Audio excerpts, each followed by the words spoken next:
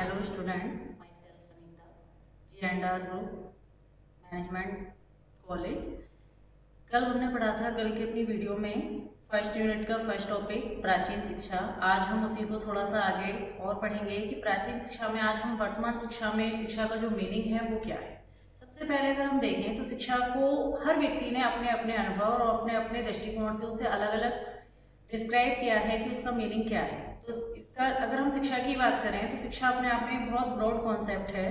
तो इसकी जो प्रक्रिया है जीवन पर्यंत चलती रहती है, क्योंकि जब तक व्यक्ति का जीवन है वो कुछ ना कुछ लगातार सीखता रहता है। तो इसको ये लगातार एक ब्रॉड कॉन्सेप्ट में रहा है कि हर व्यक्ति इसके जो उत्पत्ति का जो साधन है वो भी अलग अलग है। तो इसी वे में हम सबसे पहले देखेंगे कि जो शिक्षा शब्द की जो उत्पत्ति है वो कहाँ से हुई और क्या मानते हैं। तो सबसे पहले है कि शिक्षा शब्द की जो उत्पत्ति है वो अंग्रेजी के एजुकेशन शब्द से माना जाता है, जो लैटिन भाषा से लिया गया है। और लैटिन भाषा में भी अगर हम एजुकेशन की शब्द की बात करें तो एजुकेयर से लिया गया है। एजुकेयर दो शब्दों से मिलकर बना है, ई प्लस ड्यूकेयर, यानी कि ई का अर्थ होता है अंदर से और ड्यूकेयर का मतलब होता है लीड आउट करना या बाहर निकालना। अब हमारे सामने सबसे पहले ये समस्या आती है कि अंदर से क्या बाहर निकाला जाए। तो शिक्षा के मीनिंग के अकॉर्डिंग अगर हम देखें तो बालक में अंतर्निहित जो शक्तियां होती हैं, गुण होते हैं, पोटेंशियल होती हैं, उन्हें कैसे बाहर निकाला जाए ये काम शिक्षा करती है या यही काम शिक्षा का होता है।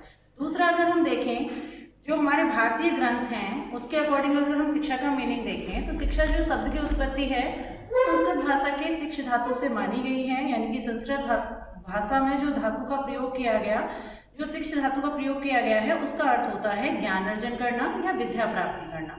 यानी कि जिसके माध्यम से या किसी अभ्यास के माध्यम से जो हम ज्ञान या कोई विद्या अर्जित करते हैं उसे हम शिक्षा कहते हैं। साथ में इसमें अगर हम आगे इसी फ्लो में आगे बढ़ते हैं, शिक्षा का सामान्य अर्थ अगर हम देखें तो सूचनाओं को एकत्र करना, यानी कि जगह जगह से सूचनाओं को प्राप्त करना, किसी भी माध्यम से हमें जो भी सूचनाएं प्राप्त हो रही हैं उसे हम शिक्षा के रूप में मानते हैं। अब नेक्स्ट इसी में शिक्षा का संकुचित अर्थ। अगर हम संकुचित अर्थ की बात करें, संकुचित का मतलब ही होता है छोटा, यानी कि शिक्षा की अगर बात करें तो जो हमारी औपचारिक शिक्षा होती है, संकुचित से मतलब औपचारिक यानी कि शिक्षण संस्थाओं तक जो चीजें एक एज लिमिट के बाद हम छोड़ देते हैं, जैसे शिक्षण संस्थाएं होती हैं वो औपचारिक और संकुचित शिक्षा में आती हैं, क्योंकि जीवन के कुछ ही वर्ष तक हम कॉलेज लाइफ या स्कूलिंग लाइफ तक शिक्षा प्राप्त करते हैं। उसके बाद हमारी जो शिक्षा होती है वो अनौपचारिक यानी कि व्यापक रूप में होती है।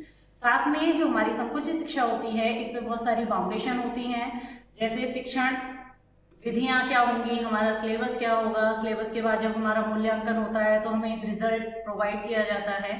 साथ ही साथ इसमें हमारा मूल्यांकन समय समय पे होता रहता है, साथ में ही समय के बाद समाप्त हो जाती है।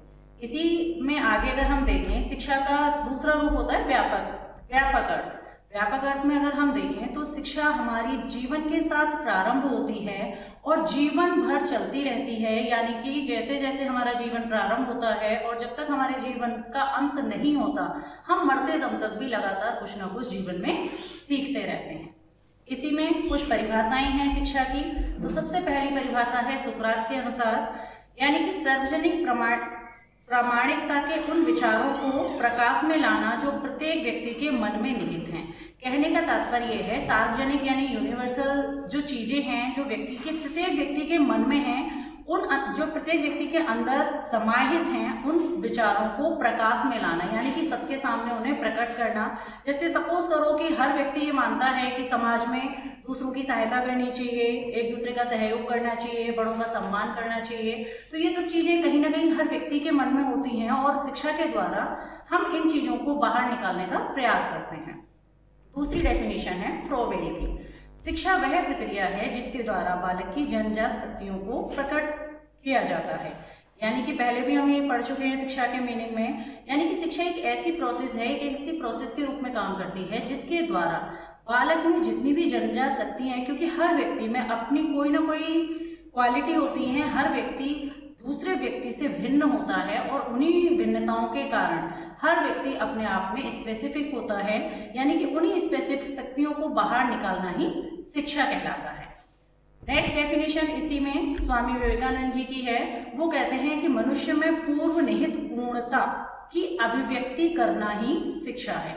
यानी कि हर व्यक्ति में अपनी कुछ पूर्णता यानी कि योग्यताएं होती हैं, क्वालिटी होती हैं, कुछ एटीट्यूड, कुछ एप्टीट्यूड्स, लॉजिकल पावर, तो उनको कैसे अभिव्यक्त किया जाए। क्योंकि अगर हम देखें तो दो प्रकार के व्यक्ति हमारे सामने हमें समाज में देखने को मिलते हैं, एक होते हैं इंट्रोवर्ट, एक होते हैं एक्सट्रोवर्ट। तो इंट्रोवर्ट जो व्यक्ति होते हैं उनमें क्वालिटी बहुत होती है, लेकिन कई बार वो अपने शब्दों को, अपनी योग्यताओं को अभिव्यक्त नहीं कर पाते हैं, जिसका रीजन कई बार ऐसा होता है कि वो पिछड़ जाते हैं उस क्षेत्र में। तो कहीं ना कहीं उन्होंने ये कहा कि अगर बच्चे के अंदर कोई भी अभिव्यक्ति है, कोई भी चीजें हैं, उन्हें वो कैसे अभिव्यक्त करे, ये काम शिक्षा का होता है और शिक्षा यही काम करती है। नेक्स्ट डेफिनेशन इसमें है पेस्टोलॉजी की। शिक्षा मनुष्य की जन्मजात शक्तियों का स्वाभाविक, समस्या तथा प्रगतिशील विषय है। यानी कि अगर हम देखें, यानी कि जो जन्मजात शक्ति हैं उनको कैसे विकसित किया जाए, क्योंकि हर व्यक्ति में अगर हम देखें स्वाभाविक जन्मजात जो शक्तियां होती हैं, हर व्यक्ति एक जैसा ही होता है।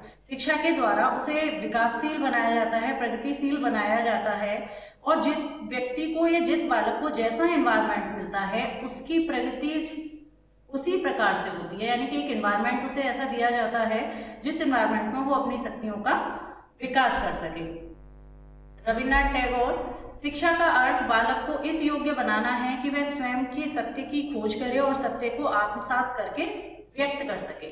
यानी कि बालक में एक ऐसी क्वालिटी डेवलप की जाए ताकि वो बच्चा क्या करे, सत्य को खोजे, सत्य को समझे और उसको क्या करे, अपने व्यवहार में उतारने का प्रयास करे। क्योंकि आप देखिए जैसे जैसे बच्चा ग्रो करता है, बढ़ता है, उसकी लॉजिकल पावर पहले जब छोटा होता है तो इजीली उसे समझाना इजी होता है, लेकिन जैसे जैसे वो ग्रो करता है, बढ़ता है, उसकी लॉजिकल पावर भी बढ़ने लगती है, तो वो कहीं ना कहीं उस लॉजिकल पावर से हर चीज को समझने लगता है, वो क्यों और कैसे, इस प्रकार के क्वेश्चन करता है। तो इस प्रकार के क्वेश्चनों से वो क्या करता है, अपने आप की सत्यता की पहचान करता है और उन्हें अपने व्यवहार में उतारने की कोशिश करता है। नेक्स्ट डेफिनेशन है कांट की, यानी कि शिक्षा व्यक्ति की उस पूर्णता का विकास है जिसकी उसमें क्षमता है।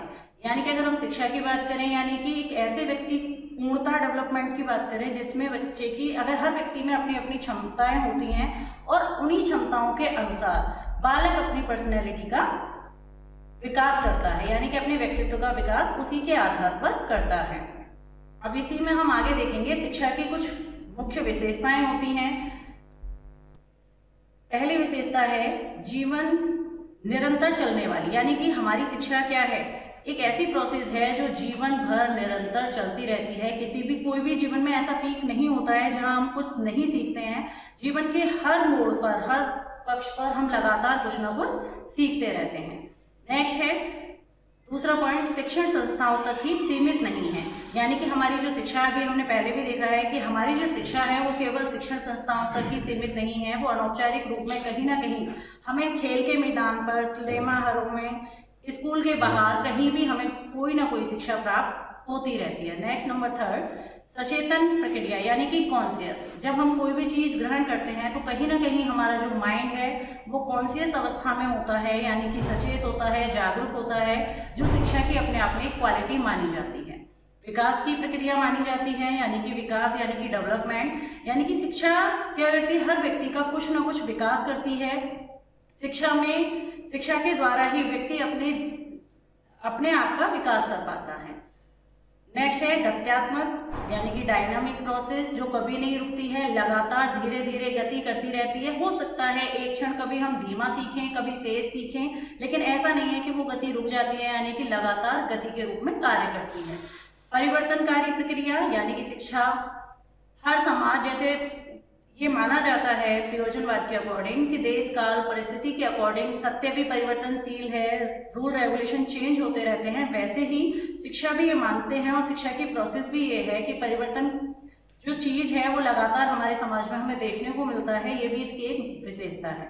त्रिमुखी प्रक्रिया, अगर हम देखें शिक्षा एक त्रिमुखी प्रक्रिया है। जॉन डेवी ने यह माना था कि शिक्षा 3 मुखों पर या 3 ध्रुवों पे काम करती है, जिसमें 3 ध्रुव हैं, स्टूडेंट, टीचर एंड सिलेबस। यानी कि स्टूडेंट और टीचर के बीच जब भी इंटरेक्शन होगा तो उनके बीच इंटरेक्शन करने के लिए एक एनवायरनमेंट यानी कि एक पाठ्यक्रम की जरूरत होती है। तो ये जो हमारी एजुकेशन प्रोसेस होती है वो इन्हीं तीनों फैक्टर्स पे लगातार काम करती है। तो स्टूडेंट आज के लिए इतना ही, कल हम इसमें आगे पढ़ेंगे शिक्षा को प्रभावित करने वाले कारक। Thank you.